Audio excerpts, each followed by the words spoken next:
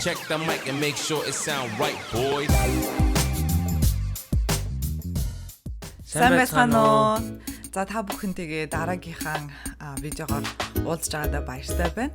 За тэгээд өнөөдөр бид хоёр хамтдаа юу ярих гэж байгаа вэ гэхээр ерөнхийдөө хүмүүс асуудаг одоо хурмаа хийсний дараа гэрсний дараа за хурмын дараах одоо тий амьдрал ямар байна вэ? Ганцаараа байснаас хоёулаа байх нь ямар байна гэд залуучууд хүртэл ганц би залуучууд хүртэл асуудаг. Анаа ч юм уу агаа ч юм уу тий одоо хамтдаа ингээд хурмаа хийсний дараа ямар байна гэж айгүй асуудаг байгаа. Тэгээд ямар байдаг вэ гэдгийг бид хоёр өөрсдийнхөө яагаад хурмаа хийх нь ганцаараа байхаас илүү дээр вэ? Эсвэл ямар талаараа давуу тал вэ гэдэг талаар бид хоёр хуваалцахаар шийдсэн байгаа. Тэгээд та бүхэнтэйгээ бас 5 зүйлсийг хуваалцнаа. За тийм. Ингээд нэгдүгээрх нь одоо хань ижилтэй болсноор гэх юм уу гэр бүл болсноор бусдыг илүү ихээр хайрлаж сурдаг. Мөн одоо бурхны тэр хайрыг илүү ихээр мэдэрдэг, илүү ихээр ойлгодог. Бас нэгэн өөр цоо шин өнцгөөс хардаг байгаа. Тэгээд хүн ер нь өөрийгөө анхандаа ингээл бусдыг хайрладаг гэж боддог байсан боловч яг гэр бүлтэй болсны дараа энэ ойлголт маань улам илүү их өргөн цар хүрээг хамарж эхэлдэг. Ялангуяа эр хүний хувьд бол мэдээж одоо бүр саваа улам сайн томсгох шаардлага гардаг. Энэ бол хамгийн том өөрчлөлт яхахгүй нэгдүгээр одоо өөрчлөлт муу юм аа. Хоёрдугаарт нь юу байгаа гэхээр яг зан чанарын хувьд илүү төлөвшдөг. Мэдээж одоо зан чанарын хувьд хоёр өөр хүмүүс ингээд уулзсан байгаа учраас өрөлддөг, бас бие бинийгээ улам илүү хурцлдаг. Тэгэхээр одоо урд нь яг нэг жоохон хөвчиг зан чанартай ч юм уу эсвэл хардаг байсан болвол яг хурмаа хийхээрээ хийснийхаа дараах одоо тэр бид өнөөдрийг хүртлэх хугацааг харах юм бол урдны байсан ундраа яг одоо хурмаа хийгээд гэр бүлтэй болсны дараах ундрааг хоёрыг харьцуулах юм бол илүү төлөвшсөн, илүү одоо олон талаас нь харсан, илүү төвчээртэй болсон гэх үү те илүү суралцсан. Яг тэр зүйл төр илүү сайжирсан. Энэ бол маш сайн даваа тал болж өгдөг. За ингээд бас дараагийн нэгэн ялгаатай тал нь бол бие яг заримдаа ингээд хоёр хувац юм шиг болдог. Одоо тий. Ажлууд хийдэг одоо амьдрал дээр хийдэг юм жижиг сажиг ажлууд гэх юм уу. Тэднэр нь айгүйх ингээд нэг хүнд оноогдох хэмжээнд багасдаг гэх юм уу. Тий.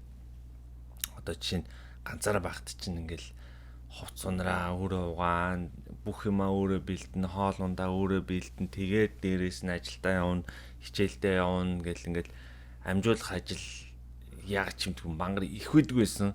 Тэгсэн чинь гэр бүл болсны дараа харьцсангуу ингээд яг миний завгүй үеүүдэд ундраа ингээд юмаа хийдэг ч юм уу те. Гэхдээ тэрүүгээрээ би юу гэдэг бүх гэрийн ажлыг ундраа хийдэг болцсон гэж хэлж байгаа юм биш аа. Зүгээр ямар ч байсан айгу тийм нэгнийгаа ингээд гоё нөхөд явчихдаг тий. Тийм олон ажлуудыг ингээд амжуулдаг. Мэдээж бие одоо ингээд яг л хоёр хуваацсан юм шиг тий. Олон ажлуудыг амжуулж хийж чаддаг. Маш хөнгөл нэг хүнд ногдох тэр ажлын ачаал хамаагүй багасдаг юм. Тийм. Тэгээд одоо энэс үүдэх юм бол бас одоо яг бидний нуруунд дээр нэг хүний нуруунд дээр ирдэг одоо үүрэг хариуцлага маань одоо хоёр хүн дээр ирж байгаа учраас одоо хөнгөрдөг. Таны бидний үүрэг хариуцлага илүү хөнгөн байдаг. Одоо миний хувьд гэх юм бол яг ганцаараа ажиллаа хийгээл ганцаараа бүх одоо тий төлбөр тооцоогоо төлөхгүй л одоо бүх зүйлийг өөрөө төлөвлөл өөрөө бүгдийг хараад бүх ачаагаа ганцаараа өөрж исэн бол яг өнөөдрийн өнцгөөс ингээд харах юм бол ингээд нөхөртэй болох маш надад гоё байгаа. Миний хариуцлагыг хамтран үүрдэг, магадгүй илүү ч үүрдэг гэж магадгүй. Гэхдээ яг ганцаараа байсан одоо тэр их үүрэг хариуцлага маань бид хоёр хамтдаа ижлэхэн нуруунд дээр үүрдэг юм шиг надад санагддаг. Тэгээ маш тэмтэй, маш түшигтэй, толгууртай байдаг.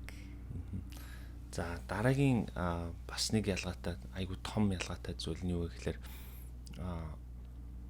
аливаа саад бэрхшээл юм уу асуудал тий эсвэл одоо асуултууд амьдралдаа тулгарн гардаг тэр асуултуудад илүү ганцаараа байснаас илүү мэрэгэн ухаанаар ханддаг гэсэн үг.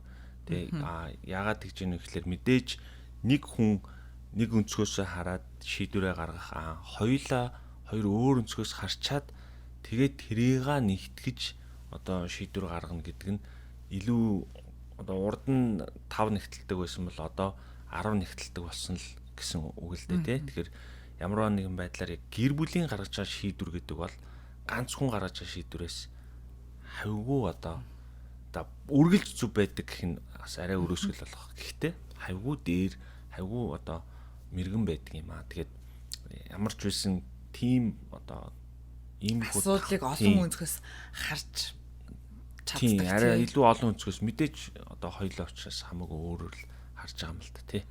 Тэгээд за гих мэтлэн одоо давуу талууд бол мэдээж маш их байдаг.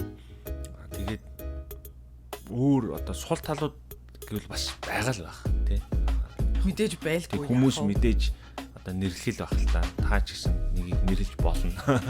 Гэхдээ ямар ч сул талтай байсан бай эргүүл болсон нь бол хавьгүй илүү дээрээ гэдэг үнэлтэнд орж ирсэн байна. Тийм учраас танд яг өнөөдөр бас энэ давуу талыг танилцуулж байгаа юм байт юм байна шүү. Гэхдээ тэгээд дараагийн сонирхолтой видео хүртэл баяр таа.